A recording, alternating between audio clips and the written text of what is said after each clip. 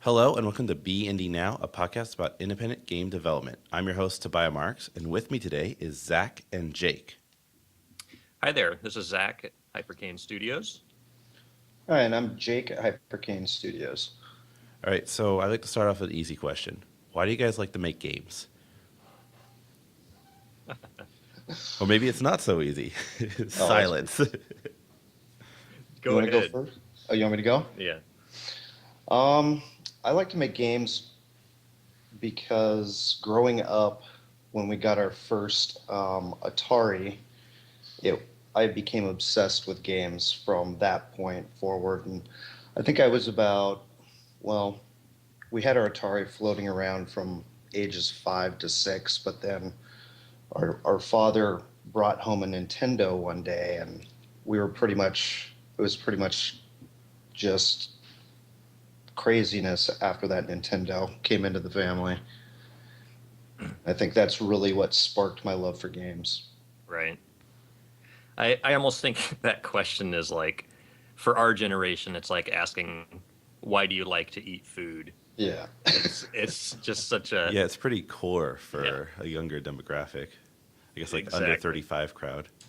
Yeah. Video games were just such a huge part of our generation's life, and they were like, even the music in video games from childhood were like nursery rhymes for our generation, and obviously as a kid, just kind of wanting to be part of that magic. Um, and so I think growing up, video games was always on my list of like occupations, right up next to astronaut. Hmm. But it wasn't really clear how to get there as a kid. Yeah, I mean, there's a lot of kids who love film and love TV, but they Hmm. aren't necessarily passionate about wanting to create film or create TV, or maybe necessarily have the wherewithal to get into the entertainment industry. It's kind of hard to break into. Hmm. Right? Yeah. Well, So, yeah, I mean, even as a kid, thinking about making games wasn't really in my head. It was more about, like the movie The Wizard, I think it was called, Yeah. with Fred Savage, and going to the video game tournaments and competing. That was kind of the childhood dream, I think, back then. yeah, I think all of us watched that movie and was like, "That's cool," and it's like Yeah. the industry has not lived up to that. It's Right. not Yeah. worked that Hmm. way. But I think even as a kid though, like early on, when I started programming pretty early, and there was no internet back then, but I remember thinking like, someday I'm probably going to make Nintendo games, because I knew Nintendo headquarters, that they had one in Seattle. I'm like, well, that's not very far away. And I just remember someone telling me, well, if you want to program for Nintendo, you have to learn how to program the Zilog 80 chip. And I remember just searching the library for that book, the Z80 manual, which of course you couldn't find in Forks, Washington. And so the path then was like, go learn assembly language and learn to program a Z80. And now you Google it and you'll probably find like Unity HTML5 framework Yeah, there's for so much Nintendo. more learning examples there now. But what year? Yeah. What year was this when you first started like pulling out those books? Oh, I think 7. So I was born in Wow, '79. Would that that's be? really young to start tackling assembly. Yeah. Well, I mean, there wasn't a lot of choices back then. It was either Basic, C++, or assembly language. Like those were the three things, and there weren't tutorials. Yeah, but to be There fair, there most wasn't an 7-year-olds internet. would go with basic, right? Yeah. Well, even Basic as a kid, you went to the library and you got a book on Basic, and it was nothing but a book full of code that didn't work. Like there were so many syntax errors, you would type it all in and it just wouldn't work. Hmm. There weren't books that said, here's how you program in Basic, and here is like how you think about making stuff. It was just a bunch of code printouts. Yeah, It was certainly just nothing about making a game, no. especially not with graphics. There might have been like a text adventure example, maybe, but Right.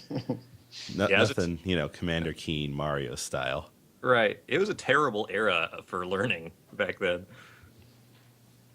So, maybe it was brilliant. Who knows? so you guys always love games. Did you know each other growing up? How did you meet? Yeah. Yeah, we're brothers. Ah, well, that's an duh question. We met at a young age. Met at a very young age then. We've Did been not gaming at a realize young that. age together. All right, that's great. So, like, you guys are growing up together. You love games. Did you ever like work together on this programming stuff, on this game stuff? When did that start happening?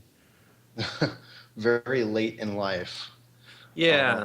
I don't know, what, 3 years ago now? Or has it been 4 years? We started this. Maybe 3 or 4 years ago. Yeah.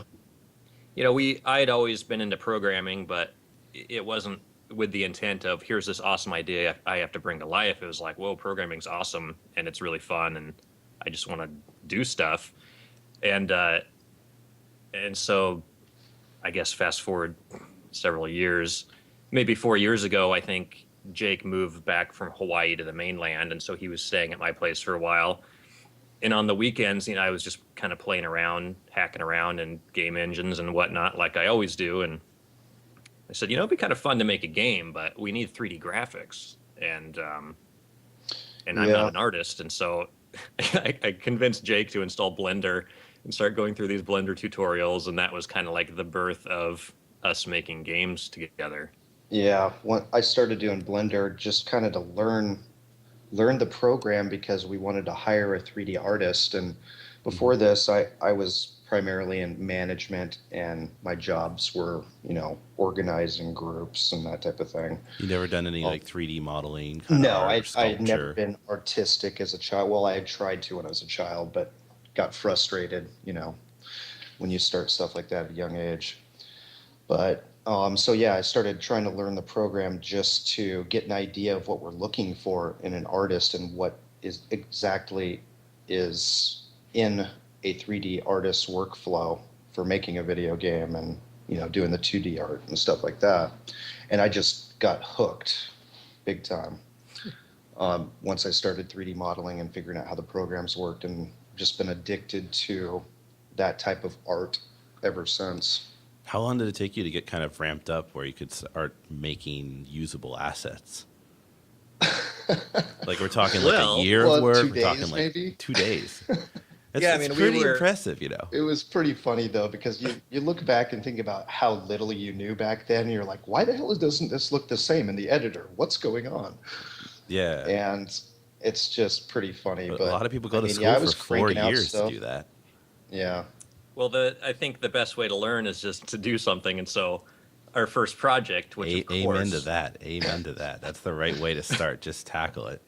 A Yes. very ambitious project. Yeah, so we're making an MMO, which is like the rite of passage of all indies, the first game. Man, I wonder how many indies at some point in their life have attempted to make an MMO. The number of indies who actually have made an MMO is a much smaller number. But Right, attempted to, at some point, Yeah. maybe You more gotta start guilty there. than I think. You got to start there because that's like this awesome. Yeah, it's going to be awesome. It's so simple too, I love World of Warcraft. I'll just make that. Right. That doesn't so, take, yeah. 1,000 people, 18 plus months. Exactly. So I mean, that was our first project, and I was like, Jake, we need a lot of weapon models, And so he just started cranking out, 2 days in, here's a sword, here's a mace, here's an axe. And of course, we didn't realize at the time that you can't really do like 500,000 polys on a phone, but it didn't matter. Yeah, like why doesn't this sword work on the phone? I see. So it's like two days in, you were making a sword, but it was like a Pretty high 5,000 poly poly workflow sword. Yeah. So that was awesome. That's the trick, right? Less is more. Yeah. I just heard this quote the other day, and it's totally appropriate, but I forgot who to attribute to, but it was something along the lines of, I wrote you a long letter because I didn't have time to write a short one. It's like it's so much easier to make things too big than it is to make something, concise. It's so true. Oh yeah. So you guys are messing around. Did you, at this point, you call yourselves Hypercane Studios? Like, when did that become more official? I think that's when before we released our first game. I think we thought, well, we should probably get an LLC in case for some reason we get sued.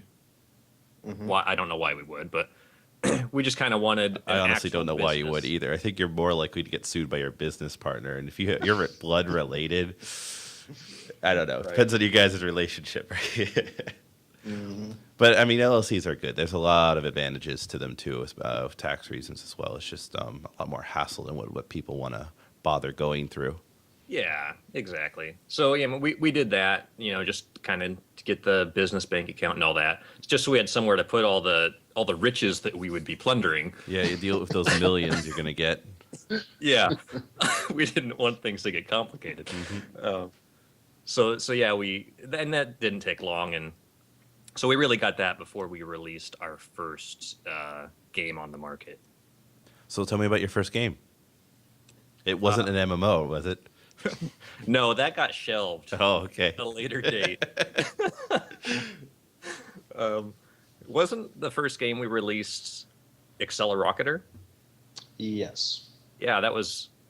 We were working on. It's the Watch, I think. Was it the Watch? No. Remember, we were working on some sort of space game, and it was taking Oh, yeah, Angry Satellites. Angry Satellites, which is like Angry Birds, but much more awesome in space. And then they stole still our love that idea, game. of course. So we're working on this game that we codenamed Angry Satellites, and it was, I think we were maybe 2 months in, I want to say, Yeah. and we were just bored and kind of lost our drive, and so we were like, let's just do a game jam. And I think WebOS was having some sort of game jam, and we just made a game in a week, and that was Accelerocketer, and just to get something on the market, and that kind of inspired us to, continue on. Yeah, game jams are a great starting point, great motivation to get a first project out there. Yeah. What year is this that you get that it's released? Get the Jeez. time frame here. I can look it up. I'd have to look it up. Are we talking like 2 years ago? We're talking like 3-4 years ago. I want to say it was like close to 3 years, but All right, I'm good with approximations. I don't need the exact release month. right. So Yeah, it was sometime in 2012, early 2012. all right, so you get this first game out. Then what? You start immediately working on the second. You start adding new features to this first one. What's your next step? Do you remember where we went from there, Jake? I don't. Oh, right. Yeah. So the next one. So that's about the time that this Star Wars MMO came out, and so like we made this remote desktop app for the Star Wars MMO. It was just a mobile app that kind of let you play the game on your phone when you were away from your computer. And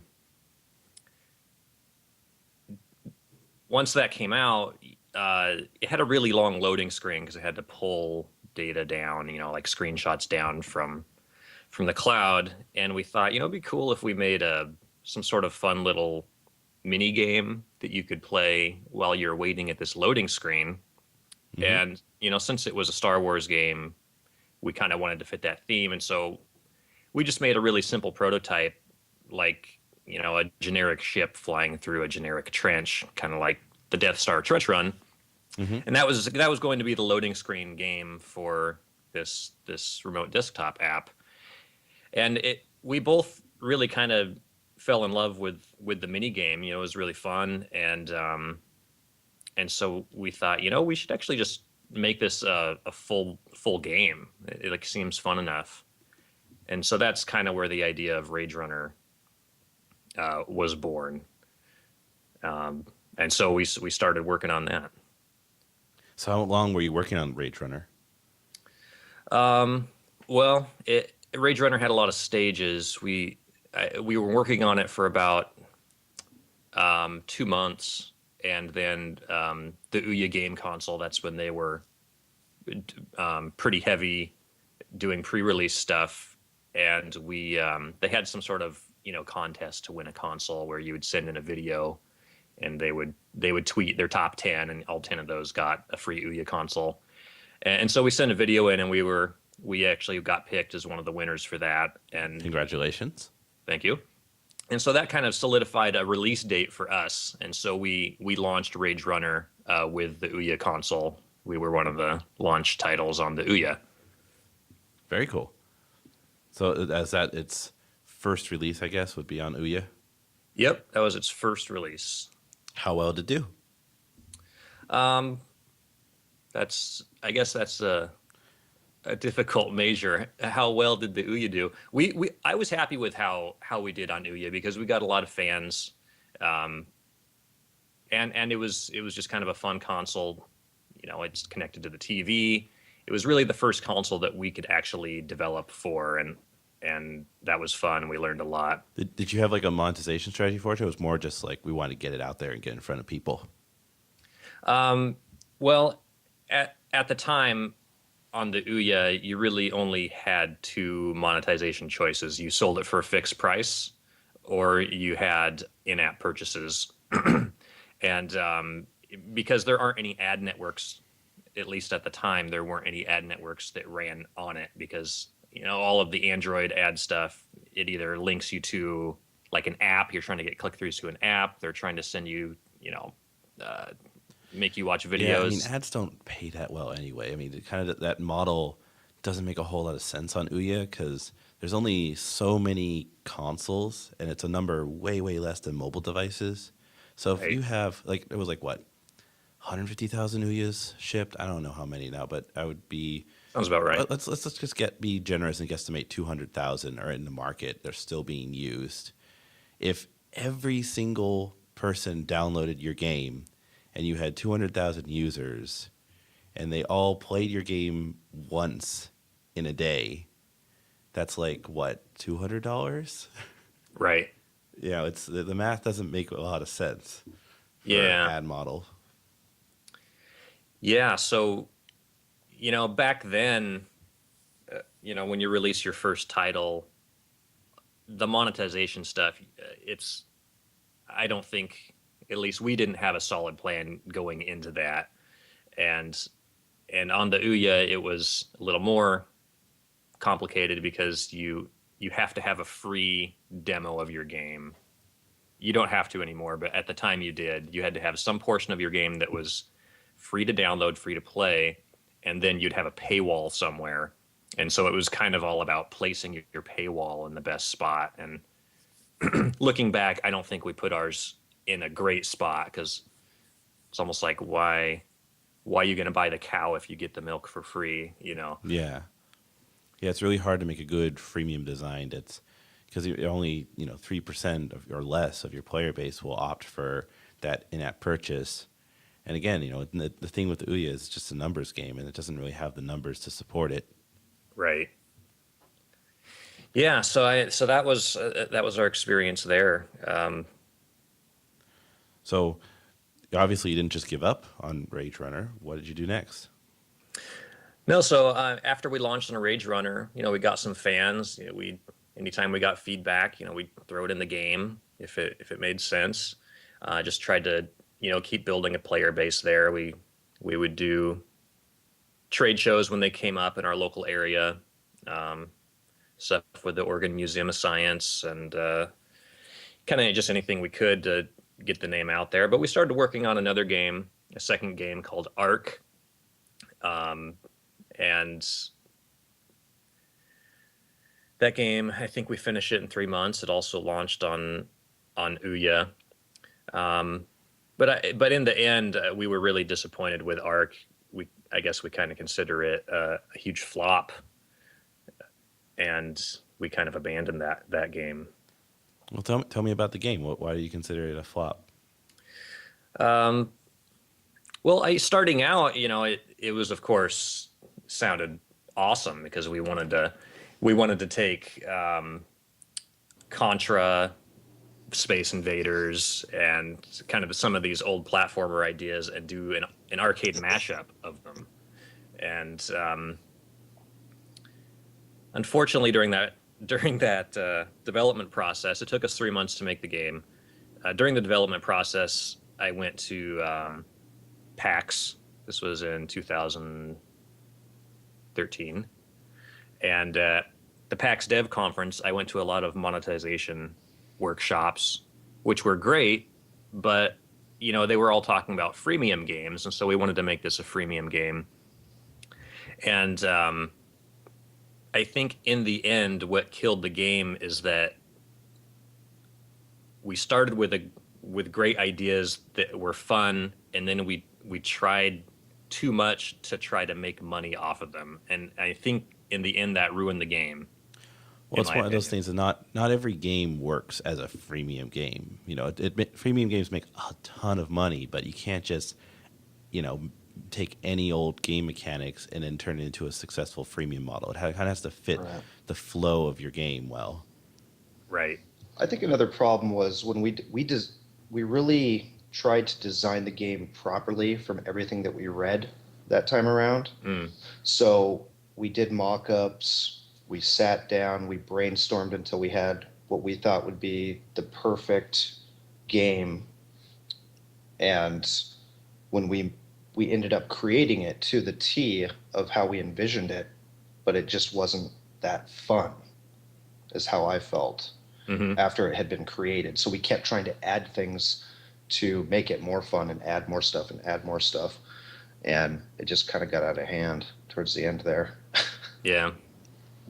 All in all, how long did you work on it? You said it took 3 months to get the initial prototype out, but did you work on it after release or? Yeah, we did work a bit after release. I'd say probably all in all 4.5 months. Yeah. That's not a horrible amount of time, though, to be honest. If you consider it, like how long a lot of people have invested in games that have done poorly, 4 months for an experiment, trying stuff out, learning some lessons, even if it did terribly, that's still pretty good.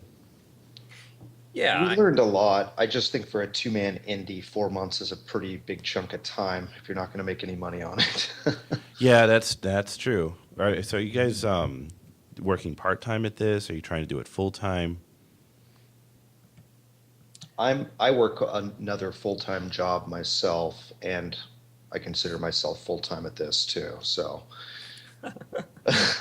I I have Full a time on job both. that Fair enough I have a answer. job that gives me the convenience of working full-time another job. What about you, Yeah. Zach? Right now, I am working full time indie. That is wife sanctioned full time indie.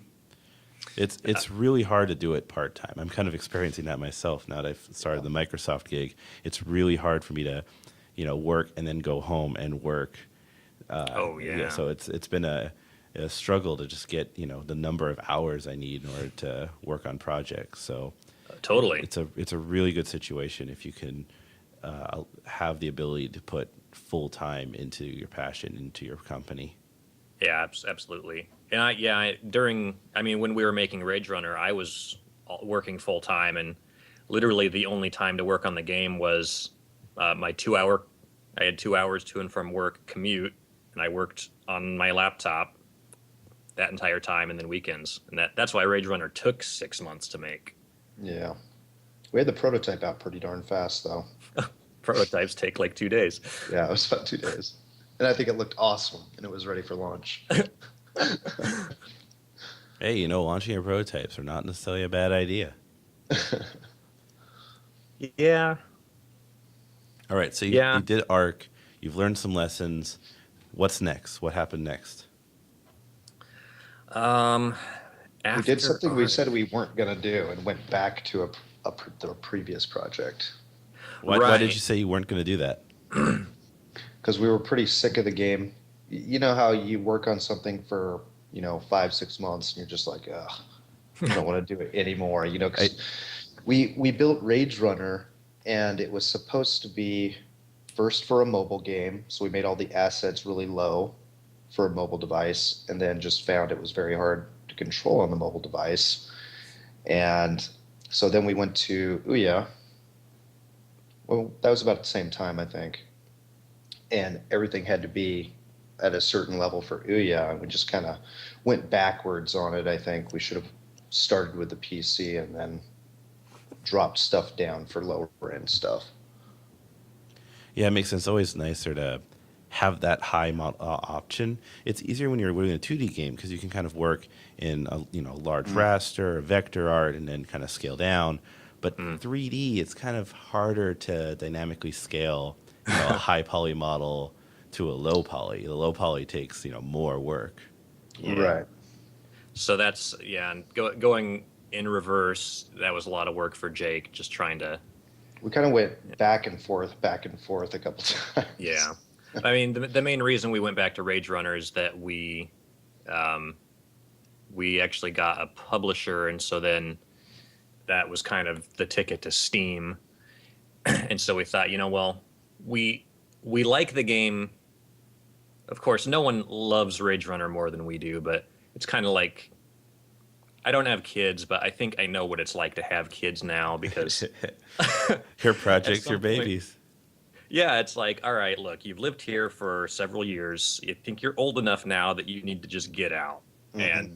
and live on your own and either sink or swim. And and so that's kind of where we are with the Rage Runner. But it kind of fluctuates because anytime you get new fans and they're excited about it, you're it makes you excited again, and you're like, whoa, Hmm. people actually enjoy this. Awesome, yeah, let's give them new stuff. Let's give them what they're asking for. Yeah, So yeah. but I don't want to stop you though, because don't gloss over the fact that you said, "Oh yeah, we got a publisher." Like, whoa, whoa, whoa, publisher? How did that deal happen? Who is this person? What's going on there? Oh yeah, so we had Rage Runner on Desura. It's like what we had Rage Runner everywhere. There's almost too many places to distribute a PC game now. But we had it on Desura, and I met someone at Desura who later kind of started his own marketing company, and he put me in touch with a publisher called Plug-in Digital, and they liked the game enough and said, "Yeah, we'll publish you guys." And so that's what got us onto Steam. And so that's been the last, what was that? The last 2 months, Jake? 1 month? Yeah, it's been about 2 months now. Pretty Two pretty months. recent development. Yeah, pretty recent. And so, we're just still, we got the initial Steam release, and now we're kind of plumbing in the Steamworks user generated content, all that SDK junk, Hmm. and just kind of working through that. It So came out on that's, Steam last month, right? The what was it, like 16th? yeah, that sounds right. So right now it's the 5th. We're recording this of June. Like, how's the response been as you got on Steam and now suddenly you're making tons of money, or did no one's noticed? Like, what happened? Yeah, we just basically retired overnight. Oh, awesome. It's So I should note that I'm calling these guys from their yacht. so why our connection's so bad. Yeah. Um, No, I seriously though. Like, obviously it is an overnight process, but I'm Oh yeah, curious. that's a great question, and obviously I'm sure all indies are interested. You always hear of Steam as being like the golden egg. That's how it was always presented to us. Like, once you get on Steam, it's the golden egg, and you just lay back and watch the money roll in. And Yeah, obviously I don't think that's true anywhere. yeah. Well, it's not true on Steam either. Um, but I don't know. I didn't really have those kinds of expectations going in. Like um, Steam, in terms of sales, we are selling, but it it's not a ton. It's not an overnight success by any means. It's selling more than our other sales channels, but Do you mind telling me if it's like dozens, hundreds, thousands? Like, what kind of range are we talking here? Jake, what would you say? Oh, I think Jake stepped out Oh, that's okay. right at the wrong I, moment. I think we're in the hundreds. Hundreds. All right. That's Yeah. you're selling it for $5. Yes, That's that's that's right. that's not horrible. $5 is a lot for an indie game, which isn't a bad thing. But we're kind of in this dollar era, right? So $5 suddenly Yeah. becomes a premium price point, which is, I guess, pretty weird if you think about it. Yeah, but I'm happy with being on Steam. Is awesome just because it is such a huge in terms of being a hub where people can actually find you and where you can interact with your fans in an easy way. And for that, it's awesome because my goal with the Rage Runner is kind of that I have this goal in my mind where I just want 10,000 sales. Like that's my end goal in life for Rage Runner because I think you don't need 1 million fans to be successful. You only need really 10,000 fans to be successful. in terms of. It's kind of an arbitrary number. I mean, it's not a bad number, but why 10,000? Well, I guess I've just seen a lot of Kickstarters where, you know, not just game companies, but musicians, etc., have basically been denied by studios, and the number of backers that they usually have is around 10,000 to get what they want, and I guess that's it is a very arbitrary number, but it's just kind of a pattern that I've seen, and you know, it's good to have goals. It's a goal to strive for. It's a good goal. Yeah. 10,000, because you know, as soon as you hit that 10,000 goal, then you have the 100,000 goal. But you got to hit the 10,000 goal first. Exactly. So, speaking of audience, like, who is your target demographic for this game? Is it more of the hardcore gamer? Are you going for more casual? It's definitely the hardcore gamer, people that actually enjoy being challenged, and that don't really. I mean, it's okay to get frustrated. But some people, if they play a game and they're challenged too hard too quickly, they just completely shut down. That's not really the game for them. Mm-hmm. So that's Rage Runner is definitely for more of a hardcore audience that enjoys a challenge and enjoys building up their skill to rise above the challenge. Have you gotten much feedback about the game? Like, are people sometimes saying, "Oh, it's too hard," and quitting, or are most people liking that kind of difficulty? Most people that quit because it's too hard don't comment on the game. Are you collecting any analytics behind the scene? Not on Steam. Not on Steam. Other than what Steam gives you by default. Mm-hmm. We do have a lot of analytics from Ouya that just kind of show, you know, where people die, what people have beat. And we have something similar on Steam just through stats, user stats, because we track a lot of stats. Mm-hmm. So yeah, I guess we do have analytics on Steam. It's not like Google Analytics where you can actually go and filter data and stuff. They're the metrics that a basic metric, just to get a barometer of how well people are doing, how many people are rage quitting in the first 30 seconds, kind of deal. Exactly. Yeah. Yeah. So we have a pretty good idea of kind of where the drop off point is, and you know, like what level people start to become very frustrated on. So has the game changed much since that initial Ouya release? Have you changed some of the design around, changed some of the core mechanics? Yeah, it's definitely changed. I think I know when we first made it, we had a power-up system where in the level we would actually place a specific power-up, like a shield power-up or a missile power-up. And in a sense, you know, because they were fixed, it was kind of hard to call them a power-up, because you either picked up the missile power-up and you were able to fire a missile, or you didn't pick it up and you died. And so that mechanic we eventually changed because it just felt a little too, I don't know, like it set you down a path that you really didn't have any choice in the matter. And so we changed that so that when you pick up a generic power-up, you can choose to turn that into a missile or a shield or any of the ship's special abilities, so that you could actually develop your own kind of play style if you were a more aggressive player or a more defensive so it doesn't player. just pick up power up, use it, pick up power up, use it. You have some choice in moment to moment. Exactly. That's a good idea. Yeah. So that was a major change. Of course, the loading screen and the menu have gone through several iterations. The graphics have gone from, you know, very simple, something that'll run on mobile, to you know, real-time lighting and shadows and, you know, water simulation and reflections and all that.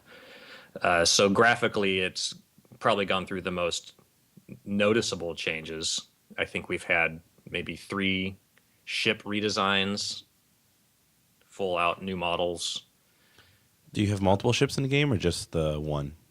Right now, we only have one ship in the game.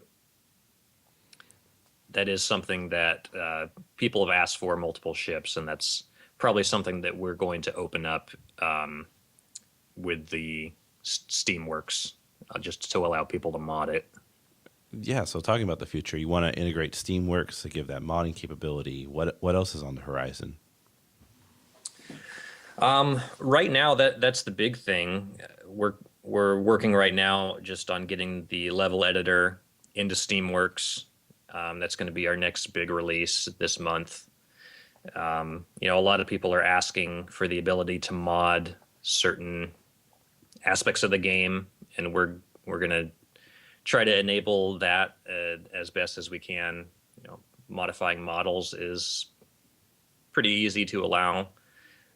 Some people want to go beyond that, though, and I think it'd be cool to actually open up modding in a much broader sense. If someone actually wants to write a new camera controller, that we would be able to allow them to do that. Interesting. So, almost sounds like you're not quite open sourcing it. You want to be able to have that modding, but still have kind of control over the game. Yeah, it's not conceptually hard to just imagine you have this certain AI, and being able to just publish a spec that says, all right, your AI needs these 3 variables and a loop, and here are the tags of objects that you can grab and manipulate. It seems like it's a large ask from a fan to go through that system to learn, like, hey, I love this game so much, I'm going to mod it and change it. It almost seems like something that, I don't know, you notice and then respond to, but I guess you do have to give that technical system so people are capable of it. Do you feel like that's going to be a promotion outlet for you guys, like having those, 1 or 2 core fans start a modding community that will grow and over time? Or is it just more like you want to do it just from an artistic, technical point of view, if you want to be able to say this is capable of doing that? Well, I think there's a couple different reasons. People are asking to be able to mod certain things, and without the ability to actually change code, some of those are just, you can't mod them. And I think, people seem to love modding, and I think this would be an interesting opportunity to allow someone, even a budding indie game developer, to actually get an actual game engine. We use the Shiva game engine. They could download it for free. They could load one of our packs, and they could use a real game engine to do the modification. So it'd almost be like teaching someone to mod Rage Runner would be their first step in making an indie game, in a sense. And I think that would be a great promotional tool, because I think there's a lot of indies that want to get started, and if they could get started easily by doing something very simple, like modify the camera shake in the game by changing 2 lines, I think that could be kind of attractive, and I think I would have fun making something like that would help other indies. I like tutorials and stuff like that. That sounds pretty cool. I don't see a whole lot of indies spending time to help their modding community, at least not indies who are not already, hugely successful and have, hundreds of thousands of players. So we're kind of interested to see how that works out as a way, almost as like a promotion tool, really, as a promotion strategy, I should say. Yeah, I think it probably can't hurt, and it sounds like fun. Yeah, And, that's another good way to phrase it. It can't hurt, and it's fun to do.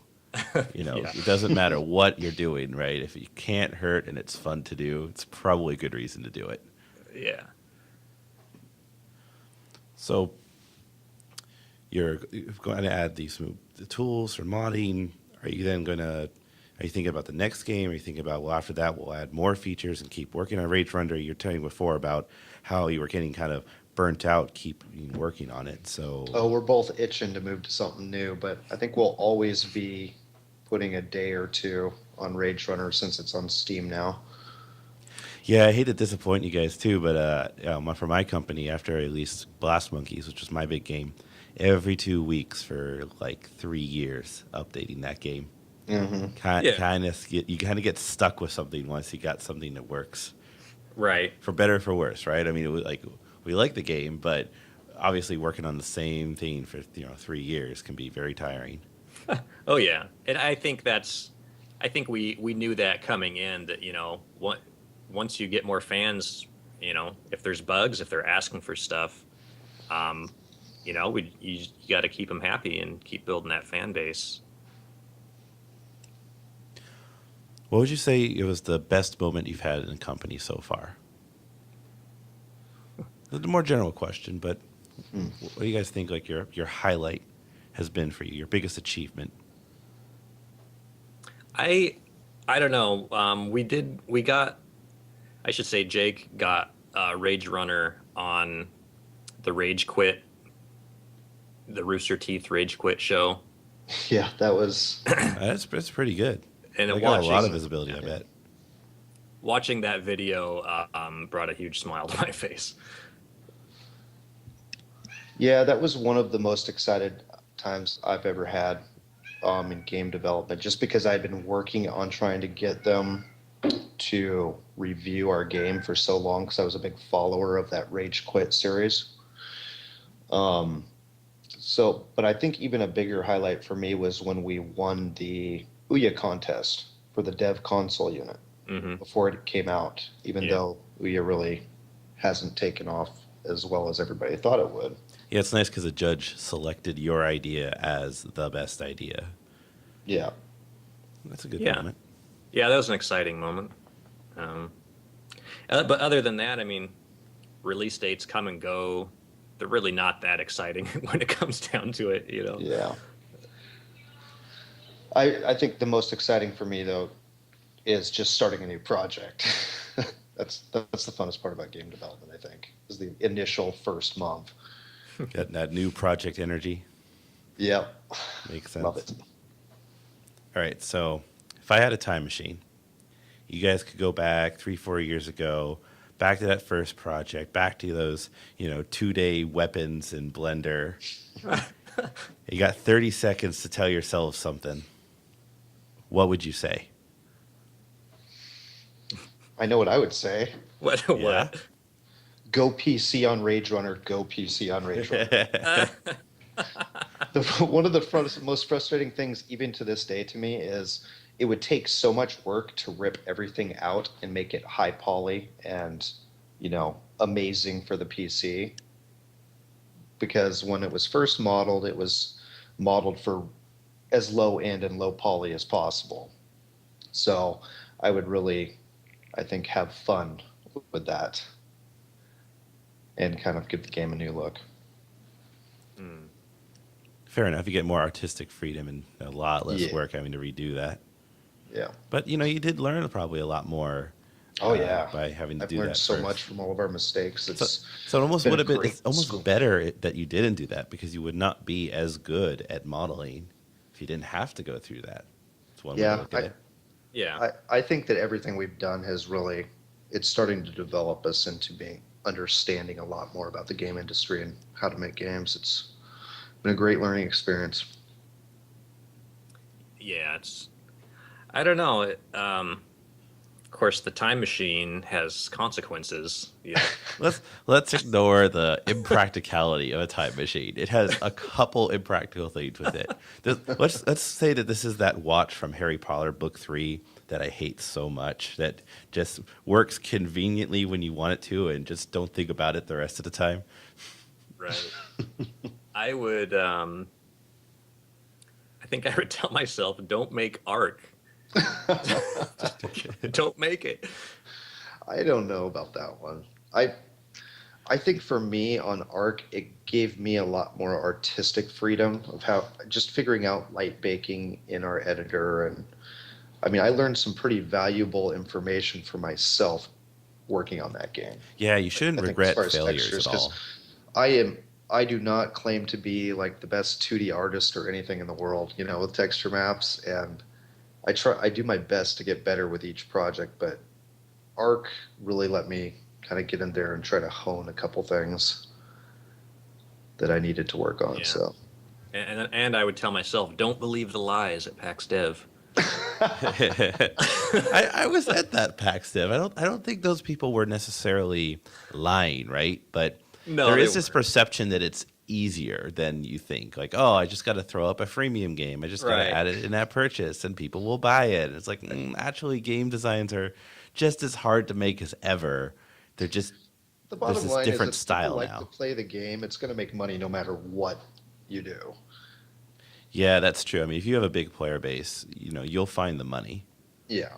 I think the thing that the most of the talks were missing was that when it comes to freemium, like the guys that were talking had huge teams making a ton of content, and that kind of content for a two-man indie team is like a cliff of death. You can't keep up. You can't generate as much content as they're generating for their freemium games. I don't know if that's true, right? I mean, my Really? company, as I said, like we were 3 people and we were updating every 2 weeks. But the reason why it wasn't an issue is that as soon as we got big, we were then making money, and we would Mhm. then like hire like 6 college Contracting out students stuff. Yeah. to like give Uh, them pizza, come over to my place, work on content for a day, and we do Got it. this like every month, and like as our needs scale, so did our income, so did our needs, and it was doing it in such a proportional way that it worked out for everybody. That's awesome. So I think Wow. that like the scalability is actually not much of an issue. A lot of the issues you have to really worry about when you're at scale, when you have to really worry about when you have millions of downloads, are solvable when you have that much downloads, when you have that much player base, when you have that much money. Sure, sure. That makes sense. All right, well, thank you very much for you guys telling me the story of Hypercane. I like to wrap up every show by talking about games we've been playing as well as the ones you've been making. For myself, I've been playing Zoo Tycoon on my Xbox One. It's my second Xbox One game from I got Titanfall bundle, and it's slightly different than I thought it'd be. It's more casual. I know you guys are the hardcore space sim audience, right? But Mhm. I like trying out different games, different styles. It shows a lot of tech demo-y kind of stuff with the new Kinect and showing how accurate the sensor is. So you can like hold out your hand and have the animals eat out of it. But it's a Yeah. fun enough experience. Different than the Zoo Tycoon type games I remember, though. Right, yeah. For sure. What about yourselves? What kind of games have you been playing lately? Well, I've been playing. Most recently, I have been trying WildStar.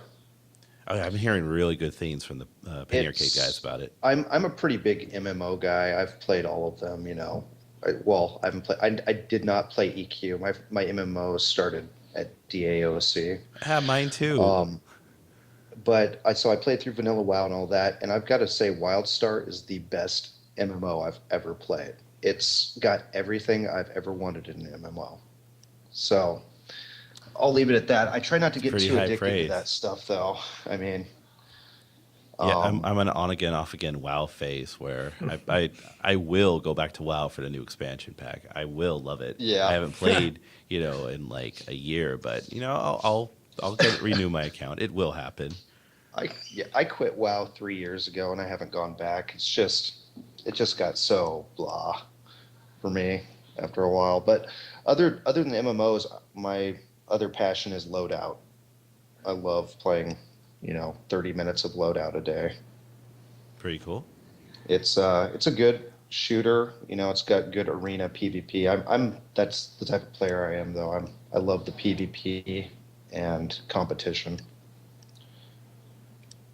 Pretty cool. I haven't played it yet myself, but I've also heard a lot of great things. Yeah, great game. Yeah. What about you, Zach? What have you been playing?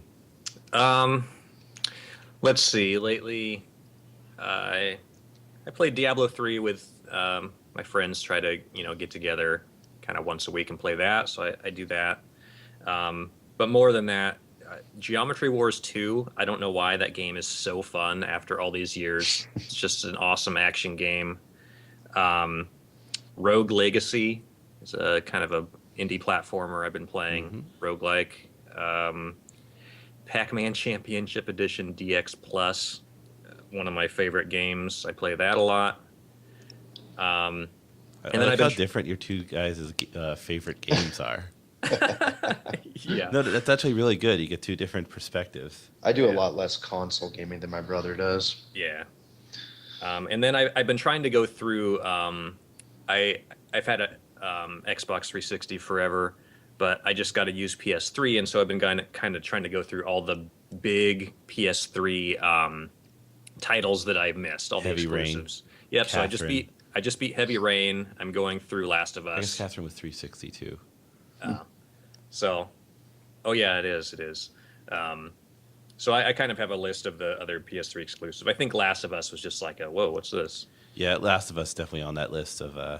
I don't know if I would say it's like so amazing. Like it's a really good game and it's worth playing just because it's culturally notable. Yeah, that's just one of those games that you as a developer. As a developer, most of the games I see, there's something of redeeming quality, and that's one of those games where the team's so big, and you look at it, and you're just like, how can people even create something like this? It's so much work. Yeah, And they have some it's- really amazing pre-scripted type events in there, and Yeah, the Uncharted series is also just amazing for that too. I think I don't know if I like Uncharted more than Last of Us. I don't know. Last of Us is probably better in like the story front, but I think Uncharted has a lot more grand vistas and adventure. right. Very- Yeah. Very, very cool. So if you want to find more about the show, you can go to beindynow.com. That's where you get past shows, show notes, stuff like that. If you want to find more about me, you can go to my blog, tobiahmarks.com, where I write articles of hopefully an interest to indie game developers, or you can follow me on Twitter at tobiahmarks. Where can we find more about Hypercane Studios? HypercaneStudios.com would be the main source of information. You can also follow our Twitter feed at Hypercane Studio. No S on there. It's the max character limit, unfortunately. Yeah, that's it for us. Cool. And where can we get Rage Runner? It's on Ouya, it's on Steam, it's on Desura. Yeah, those are the big three. All right. Well, thank you guys both for being on the show very, very much. And for everyone else out there, go out and make some games.